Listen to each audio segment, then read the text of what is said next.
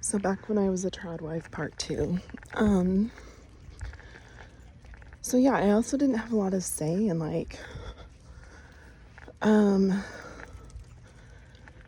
what I did with my days. And I mean, I could have hobbies, but they had to be kind of like acceptable to my controlling, abusive partner. So I did a lot of, I used to make quilts, which I think is cool too. I used to sew, cross stitch, that kind of stuff. But now that I'm like older and coming to terms with like, the idea that at my age, 50 something, that I just can't get up and go do a thing like I used to do, and my body could do whatever. For example, I went whitewater rafting 2 weekends ago and I have a strained rotator cuff, which is an injury that I have had, for decades probably, that flares up once in a while. Probably because I'm right-handed and like overuse of that and like a lot of the physical labor I used to do, and the demands of that. So yeah, I think like for me and my experience, yeah, it's just another thing that's happened because of my choices as a younger woman who thought she was making choices with, I don't know, choices that were right and true because I believed in I'm going to call it propaganda that I had about what women should be and what our roles should be. Like one of my church leaders, I want to say it was Boyd K. Packer, I could be wrong though, said sometime during my childhood, which includes my teenage years, that threefold threat to the church was feminism, intellectualism, and I can't remember the third. So anyway, I internalized that as feminism is bad, like, and doing the Tradwife thing, the stay-at-home mom thing was better because that's the messages, right? That are pounded into you multiple times in a week. And anyway, where I want to go with that is, I think the church is doing that again with pressuring 18-year-old girls who are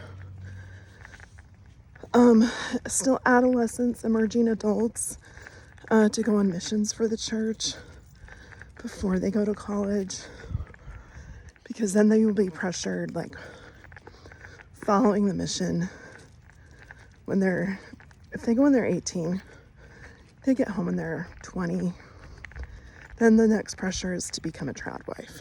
And it just perpetuates this problematic, systemic abuse system that allows people to fall into these roles that they believe are the right thing, but there's an informed consent, right? Like nobody tells you that if the man in this scenario is prone to wanting power and control and abuse, then you're basically handing over the reins to him for your life and your choices, which makes you vulnerable to abuse and abusive behaviors.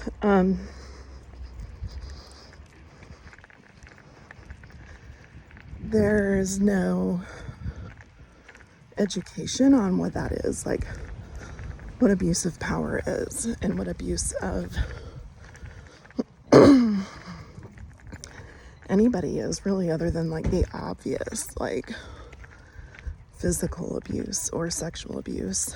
And all of those things are usually perpetrator centered and perpetrator privileged, in that more attention is given to saving the perpetrator than protecting victims,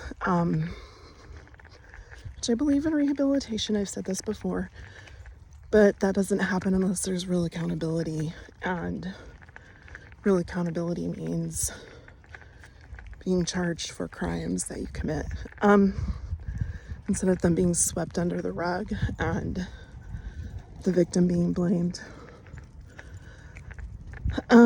Anyway, I have, there's another point I wanted to make with this and it keeps slipping my mind.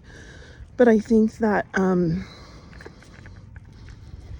this trend for women becoming tradwives in conservative religions and conservatism as a whole is a systemic problem and a systemic red flag.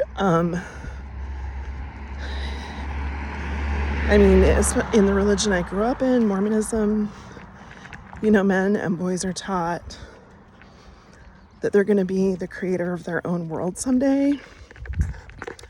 And they're going to make a world, right? And they're going to have polygamy there. So have a bunch of wives. And women's roles in this is to perpetually produce babies, spirit babies, to populate this world. And I just think, what bullshit, right? Like, to grow up in this system that wants to give men this power of creation and control women's power of creation and not give them any say over it. So that's what I think about being tradwives and religious influence over that. I think it's bullshit to think that women's only purpose is to create babies, but men have to control that. And I also think that it's insane, literally insane, to keep this control and this power over women through the religious system, through the marriage, and not treating women as fully individual people who can make their own choices and have their own needs and wants and can do whatever they want with their lives.